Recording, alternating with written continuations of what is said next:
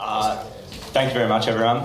Good morning. My name is Charlie. Today I'm going to be talking about how we can leverage blockchain to amplify social impact. But before we dive in, I just thought I'd give a quick introduction into how I got into this space and ultimately led to a passion of mine, which is how we can leverage blockchain for social impact.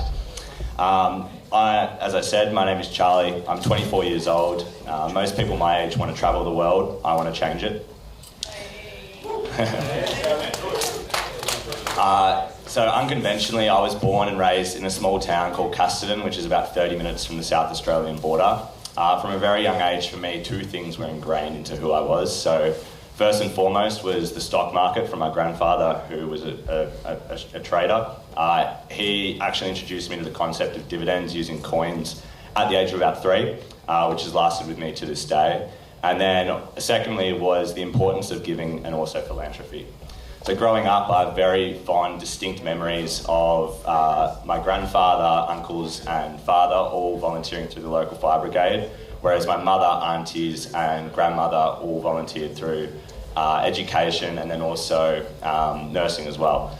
This then transposed to me through volunteering at Vinnie's, spending my summers patrolling the beaches of Anglesey and then also spending time overseas teaching Vanuatu school kids on how to speak English, which is a stretch because I struggle to speak English myself sometimes, but gave it a go.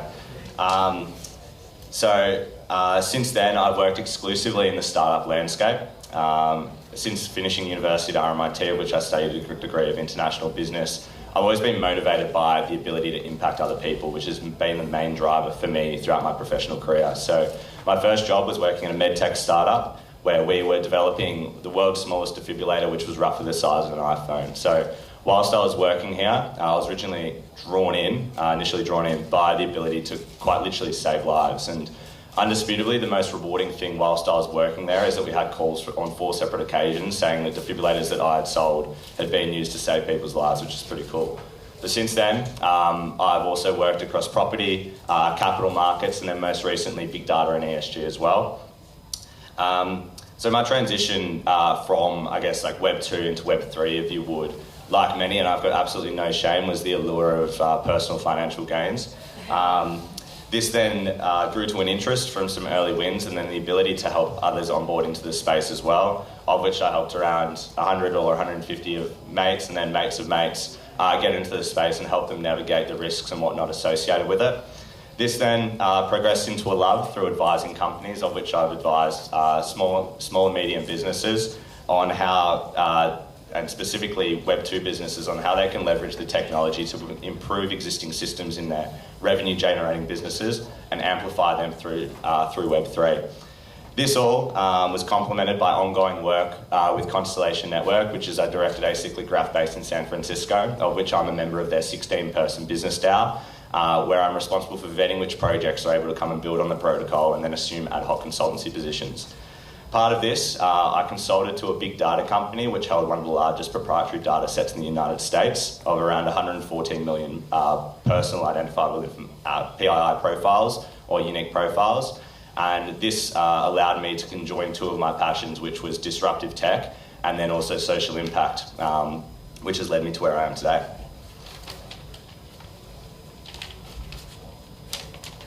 Sorry, pages are a nightmare. Fast forward to today, and then I'm really motivated by the ability to leverage technology to scale impact. And this has allowed me to unlock a deeper sense of purpose. So now, impact and blockchain. When the two words of impact and blockchain are strung together in the same sentence, I hope I speak for everyone when I say it, but people always assume, climate or carbon credits. And whilst the thematic that I'm going to dive into today is the commonly overlooked area of social impact. And there are a numerous number of protocols that are leveraging blockchain technology to minimise our carbon footprint and reduce the impact which we have on the environment, which is fantastic. However, blockchain for amplifying societal impact is an area that is far less common, in my opinion, overlooked. So I'll just ask everyone in the audience to raise your hands if you've heard of the following protocols. So I'll start with Hedera, KlimaDAO, Sensand. Awesome. So these are just some companies that come to mind of protocols that are leveraging blockchain technology to improve the environment. And then I'll ask everyone again. So if you've heard of the following companies, please raise your hand. Giveth, Impact Market, Social Good App. Okay, so across the three we had one, which is what I wanted. But the second list was sourced directly from CoinGecko, and that was in topping the charts of the categories of social and impact. Now, without speaking for everyone, although I am, I was personally much more familiar with the top three list, the top list, despite working directly in the industry of the second. Which is pretty shocking. And I think that the second space, particularly social, does need a lot more attention, particularly because it is direct of interest to all of us here. This leads me into the next point of discussion, which is ESG. So for those that don't know, ESG stands for Environment, Social and Governance, which is predominantly a reporting framework for investors to imply and consider non-financial risks and factors as part of their investment thesis for identifying risks and growth opportunities. Now, ESG would imply that all three categories of environment, social and governance are on a level playing field, which would then subsequently suggest that environment and social receive somewhat similar interest from an investment perspective. This is awesome, considering that some funds in the space boast portfolios of quite literally hundreds of millions of dollars. But then when you lift up the hood of some of these funds, you'll find that they can be weighted up to 99% environment, with the following 1% being distributed between social and governance. Whilst typically viewed as polarising factors, environment and social are far more intertwined than what we may think, especially considering that nearly all environmental factors have some form of impact on society, just as nearly all form of societal factors, whether positive or negative, ultimately end up impacting the environment. Whilst I strongly believe that there's still more investment needed in the environmental space, I aim to prompt thought and hopefully inspiration into some of the use cases where blockchain can be used to amplify social impact. Through this discussion, I'll be talking on specifically two of the many use cases of which blockchain can be used to amplify social impact, those being impact DAOs and then also impact certificates. Both of these fall under the banner of refi or regenerative finance. Regenerative finance is a combination of regenerative economics and then also decentralized finance, which I'm sure many of us are familiar with here today. So regenerative finance, for those who don't know, focuses on a balanced circulatory flow of capital that integrates both positive and negative externalities while taking care of people in the commons. It explores how to design an economy to regenerate what has been lost whilst simultaneously preserving what we still have, and then ensuring long-term financial prosperity and sustainability, because without that, ultimately, the environment cops the brunt of our shortfalls. Decentralised finance aims to provide, remove opaque centralised intermediaries to democratise both access to financial services and transparency around the management of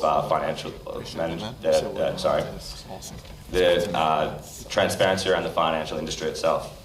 So ultimately, this leads us to mechanisms which we can use to harness how we channel the digital world and utilise blockchain to create a net good or positive externality on the real world. So blockchain's ingrained philosophies of user empowerment, decentralisation and community are very well aligned to be positioned to amplify social impact. So impact DAOs. Impact DAOs allow us to explore how we can use technology to incentivise and coordinate enhanced societal factors. Through on-chain governance, we're able to embed human rights into digital infrastructure. By creating a marketplace or ecosystem where resources that are capable and able to solve real-world problems are connected with and incentivised to ensure sustainable development. How we can define an impact DAO is effectively any DAO or collective which has a positive externality on society. And an impact DAO specifically focuses on sustainable rejuvenation, which is not exclusively financial. In order to get started in setting up an impact DAO, first we must create a collective with aligned values and work towards a common purpose or objective. Impact DAOs typically start with ideas and end with deliverable products or outcomes, of which are the benefits of society. So we must identify a set of rules, and if you listen to Dan Master DAO yesterday, who had covered this pretty well, but I'm just going to run it through at a high level. So first and foremost, we must find a collective with aligned values and identify a common cause. We must set a set of rules or parameters of which the DAO must operate within. Responsibilities of each members are delegated to collective, and then resources such as capital, time, IP, and data are shared towards achieving the common objective. Now, in the instance of data sharing, large data sets between organisations such as non-for-profits and companies may be aggregated to inform new insights on how we may solve specific problems which we previously wouldn't have had knowledge how to do so. So for, say, a DAO with the objective of increasing financial inclusion, we may source data from governments, non-for-profits and even banks, which will allow us to discover underlying insights for where the issues lie and how we may go about solving them. The benefits of doing this on-chain, firstly, there's transparency on how and where the resources are deployed, where there's the ability to track and trace funds throughout deployment. And then finally, we're also able to verify impact on the ground, which allows us to move away from the current form of funding of where impact is quantified by the actual amount of capital invested, opposed to the overarching impact which that has on the intended cause. Secondly, the next point is impact certificates. So the easiest way to familiarise ourselves with the concept of impact certificates is to draw similarities to that of carbon credits, which I'm sure we're all very familiar with. So effectively, a carbon credit is proof that X amount of carbon has been captured or removed from the atmosphere. And although this action of preventing carbon from entering the atmosphere doesn't have any direct financial benefit, there's an underlying value which we associate with that, which gives it that, the financial incentive for people to do so. And now if we were to generalise carbon credits to effectively any type of impact, what we would have, it can be defined as an impact certificate. So an impact certificate is effectively proof that any form of impact has been created on society. Impact certificates can be realised through being minted as an NFT or a verified credential that proves that a positive impact has been created. So if they were an NFT, this redeemable badge of honour or credential for creating a positive impact could be displayed or even collected. Post-mint, it could be linked to one's identity through a soul-bound token or additionally traded on a secondary market. If traded on a secondary market, there would need to be a systemic incentive where impact certificates are tied to value, so then a subsequent market can be created. Through financializing the asset, we would see added incentive to drive more people ultimately into the space, which is a good thing. However, aside from the financial gain, obviously the reputation of displaying that you've created a positive impact on society is also an amazing thing as well. So an application of this would be if we could have a digital representation for the number of people that a specific individual or company, per se, has taken out of poverty, or also the quantum of meals provided to the homeless, and then representing that in an NFT. Ultimately, impact certificates will lead to more incentivised business models and innovation in the space for creating positive impact on society. Thanks very much for the time. I hope this prompted some unique thought and hopefully inspiration on how we can leverage blockchain technology to amplify social impact. I will be donating 100% of my speaker remuneration to charity, and I'm yet to decide what charity that is, so come and say hey if there's something that anyone in the crowd is passionate about, and we can go from there. But if there's any questions, I think we've still got a few minutes. And thank you so much, Charlie. A round of applause, please. Well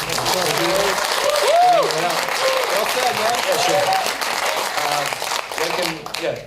Do the questions and then we'll ask where can people find you and follow you, Can you say a bit more about Web3 enabling impact measurement as opposed to investment measurement? So being able to make visible the outcomes? Yeah, so then that's an area, I guess, like through track and trace and provenance. So from an investment perspective, like we're familiar with ROI, which is return on investment. A way that we could prove that in a Web3 lens would be ROI, but our return on impact, and utilising, so let's say, impact rate of return models.